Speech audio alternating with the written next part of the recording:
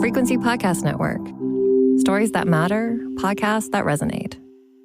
What's behind Pierre Poilievre's popularity? The man who would be Canada's next prime minister, known for his catchy slogans. It's time for a common sense conservative government that will axe the tax, build the homes, fix the budget, and stop the crime. He's the man to watch in Ottawa these days. How is he doing it? What are the keys to the Conservative leader's success in the polls? What is in the formula that has nearly half of Canadians telling pollsters they would vote for the Conservatives if there was an election today? Pierre Poilievre seems poised to win a potentially record-setting massive majority government in 2025, and yet he remains a polarizing figure in Canadian politics. According to the latest data from the Angus Reid Institute, 55% of Canadians say they don't like Pierre Poilievre, compared to just 38% who say they do. Nonetheless, the Conservative Party has more than double the support of either the Liberals or the NDP. Is it the man or the message?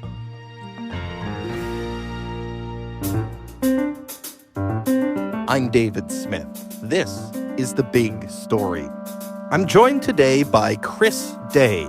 Chris is the president of the public affairs firm Winston Wilmont. He is an expert in corporate and political communications. Chris worked as a director of communications and as chief of staff in multiple cabinet portfolios under the Harper government, and before that as a journalist covering Parliament Hill. Chris is here today to help us understand why Pierre Poilievre's Conservative Party of Canada has been so successful at gathering public support since Poilievre took the helm in 2022. So Chris, if we can start at the top, and we'll flesh this out as we go along. What would you say is the key to the Poilievre PR machine? What is it about the Conservative Party's messaging that is resonating so strongly with Canadians? Well, Pierre himself is a rare political animal in that he is better unscripted than scripted, I would argue. He is perhaps generationally good at being really pithy with his word choices, not wasting any words, looking for action-oriented, active language. He has an amazing command of facts and figures. He brings in stories that connect with his audience, and he's able to wrap it all around in these sort of branded messages that are build upon one another. It's sort of the wash, rinse, repeat effect of communications, right? You say it over and over and over again, and people start to actually hear it. And so he is really, really good himself at doing that.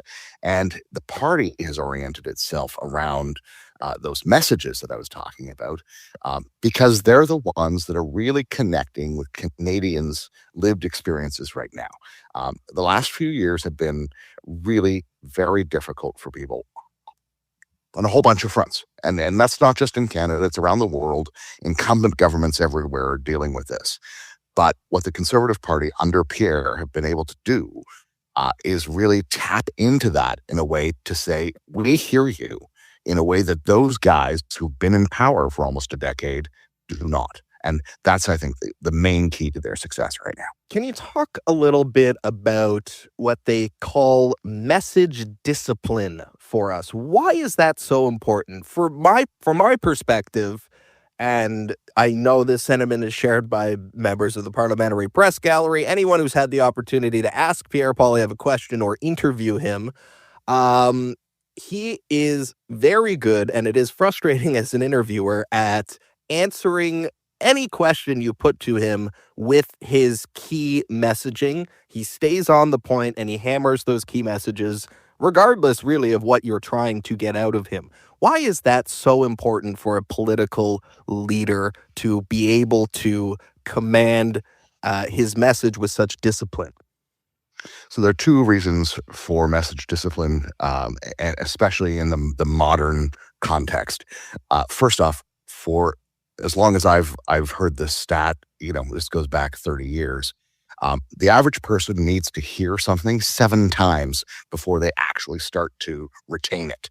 So they need to hear something over and over and over again before they actually, it starts to stick in their minds. And so that's one thing. The repetition is really important in terms of getting to popular sort of recall.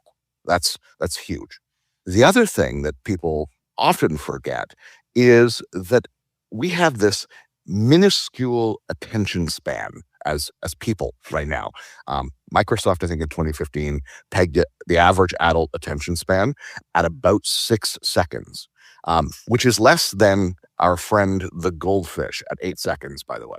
So in the world of communications that we live in right now, political communications need to be on brand, on message, constantly across channels, and they need to be mutually reinforcing and integrate. So it needs to be saying the same things over and over and over again so that people know what we're all about and it actually sticks.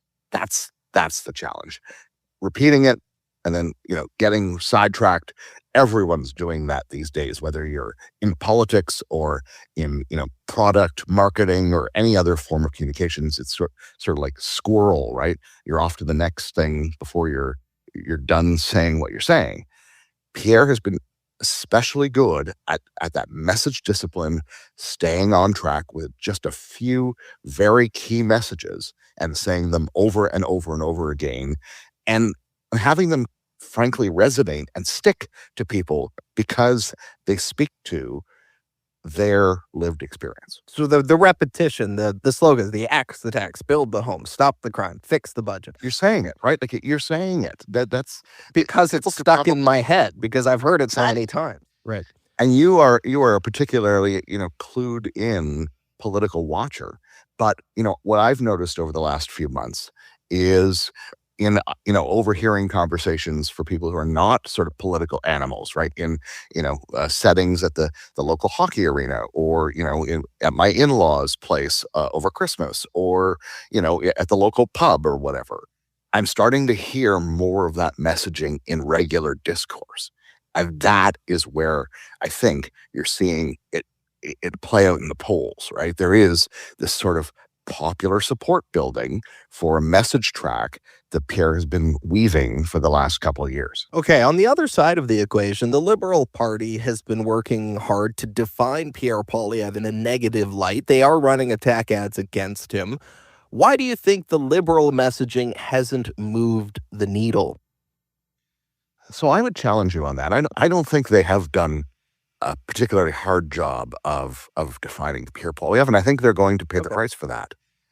They could have, out of the gate when he was first chosen as the Conservative Party leader, done a much more robust campaign to frame who Pierre is for people and set that narrative for people before Pierre could do it himself. And I think they're playing catch up now. They haven't done the tough work, and frankly, it's expensive work too, to define Pierre in a way that Pierre would not want to be defined. And instead, I think they left him open to run the table and spend millions of dollars on flashy TV ads, with his family and others, to define himself. And so I think they're paying the price for that. And when I was back in government, I remember the party spent, millions of dollars on ads on, defining Michael Ignatieff, right? Not in it for you. He didn't come back for you. And that worked. He hobbled out of the gate. A government that's been in power for almost, at the time, 7-8 years, is already facing winds of change. And if you don't put them in your sail, the winds are going to get you every time. One thing that fascinates me, Chris, about the Pierre Poilievre effect is that as popular as the Conservative Party is, as popular as that message is, as much as that's connecting with Canadian, Poilievre himself, individually as a leader, is still a polarizing figure. If we take a look at the Angus Reid Institute's data tracking the popularity of federal leaders over time. In the months leading up to the 2015 election, Justin Trudeau's personal approval rating went from 48% to a peak of 65%. At one point, nearly 2/3 of Canadians supported Trudeau personally. Contrast that with Pierre Poilievre today. His personal approval rating is just 38%, and 55% of people polled say they don't like the guy. They have a negative impression of him. So what can those numbers tell us? Is it the man or is it the message? Well, I'd add a third M to that. I think there's also, man, message, and moment. Okay. And we have a moment here where, you have a historically unpopular government, historically unpopular prime minister, that is really long, both are long in the tooth, on their way out, tired. They're making rookie mistakes 9 years in at critical moments. And so that is a moment that Pierre and the Conservatives are trying to capitalize on. And frankly, every opposition party is trying to capitalize on right now. I think that Pierre has got a moment in front of him that he's looking to seize. And I think that moment involves less of an opportunity for people to say, who do I want to have a beer with, right? Because that used to be the test. Which leader would I want to have a beer with? Versus who would I leave my kids with? Or who could I trust to stand up to Donald Trump? Or what other questions am I asking? Who's going to change my ability to get into a house I can afford, right? These are different questions than who do I want to have a beer with?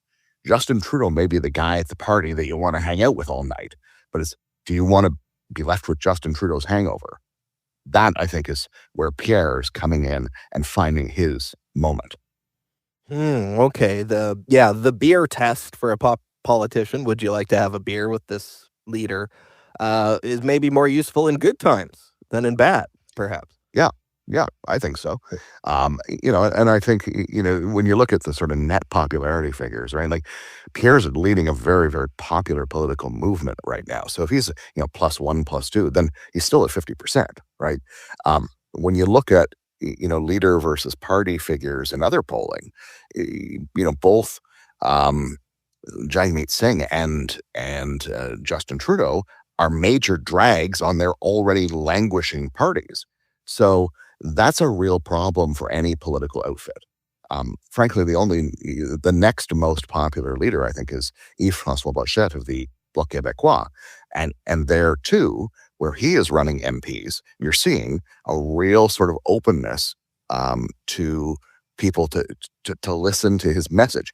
Even if they don't really know or particularly like the guy, there's a mix there that he's not Justin Trudeau. He's not someone who they think is going to hurt or cost their family money. They're willing to be open to what they're saying, and they give them a chance. And to put it even more plainly, I think I don't need to like the guy. I just need him to do a good job running the country. Fair enough. I just need him not to cost me more money Right. and make my life more difficult. So on that front, one of the chief criticisms of Pierre Poilievre that I hear is that he doesn't have any policy ideas of his own. He just attacks the Liberals all the time without putting any solutions of his own forward. He is in opposition, but he does need to convince voters that he is a prime minister in waiting. So what is the political strategy there? And could it become a liability for the Conservatives in an election campaign? So I would argue that. I think Pierre is doing it in a way that is, very much in keeping with what the job of an opposition leader is. And as you've pointed out, it's to oppose the incumbent government. What Pierre has started to do, and I'm not sure if our listeners will have noted this, but he started to do much more sort of long form video, long form interviews, where he is laying out some very clear policy platforms and positions. And he is using the facts and evidence of the current moment to skewer the government, but also to say, here's what I would do differently. Here's where we need to go. Here's where, if you're following me, we're going to take Canada. And I think that is exactly the right strategy for the time. It is, again, that man message moment. You've got the man, he's got the message that's clearly got some sort of resonance, at least on a basic level, and that's showing up in polling. Now seal the deal, capitalize on the moment, and put out those pieces of policy and promise and a plan that will say to people, tell people, I'm not going to be like the other guy and make these grandiose promises that ultimately lead to, lower than anticipated results that ultimately aren't even ones that are particularly good for you and your family. Here's a plan and a detailed costed plan, which will come out during an eventual campaign. We hope you'll support. And here's where it's rooted in. Here's where the tough choices are going to need to come. And here's where I'm hoping you'll follow me to. Looking ahead now to the actual campaign, where it is a zero-sum game, you either win the election or you don't win the election. On the downside risk for Poilievre, not unlike Justin Trudeau, Pierre Poilievre as a political leader has his own baggage. He's been an MP since he was in his 20s. As far as we know, he's never done blackface, but that's a pretty low bar. There are countless hours of video going back 20 years of Poilievre speaking in the House of Commons. In the House of Commons, most of what they do all day is speak on the record. There are countless hours of video and audio of him speaking on a myriad of different issues. He did vote against gay marriage more than 20 years ago. He has said he'll allow private members' bills and free votes on legislation impacting access to abortion in Canada. He does have social conservatives in his caucus. He refuses to get special security clearance to read the full report on foreign election interference. Why are these things not sticking to him right now, and could they be exploited as wedge issues in the next election campaign? I think if they were fatal issues that would have been exploited already, and that would have been, that video would have been used against him, in the defining piece that I was talking about earlier, and we talked about earlier. I think that what people are fundamentally misunderstanding is that, as someone who has been in office for 20 years, perspectives and your maturity grows over time. And I think Pierre is a prime example of that. He has his young family now, and I think the contrast of Pierre 20 years ago as the brash kid from Calgary, coming into Ottawa, doing his thing. I think that is a completely different Pierre than we have now. It's the Pierre now is much more mature, much more similarly ideologically aligned, but very, very much more attuned to the complexities of a country the size of Canada and the needs and wants of a population as diverse as ours. And he is someone who gets that at a very intricate level. He's also, frankly, I think, said on multiple occasions where his positions are on those issues and others that you've mentioned. And frankly, I think his focus is going to be so taken up with the need to clean things up in Ottawa after 9 years of, the 9 years that we've seen, getting spending under control, trying to make real, advances early in a mandate on those 4 key areas that he keeps talking about, trying to get spending aligned, trying to reset the U.S.-Canada relationship. These are all going to be much, much, much higher priorities than some of the mud that others might sling at him. Okay. Well, it is going to be a fascinating election campaign to watch whenever it is that it begins. We are, of course, still waiting to find out when exactly the Liberals will choose a new leader, which will then determine more or less when the election is going to be, but it looks like it's going to be sometime in the spring. Chris Day, thank you so much for your time today. I hope we will be able to have you back on the show in the coming months as we continue to follow all of these interesting twists and turns in Canadian politics. Thank you again. It was a real pleasure. I'm happy to be back anytime. And again, that is Chris Day, an expert in political communications. He runs the public affairs firm Winston Wilmont, and he was a director of communications and chief of staff in the Harper government. And that was the big story for today. You can send us feedback on this episode or any other episode by emailing us at hello@thebigstorypodcast.ca or leave a voicemail at 416-935-5935. You can find the show on the Seeker app or on all your favorite podcast players. Please rate, review, follow, and share. I'm David Smith. Thank you for listening.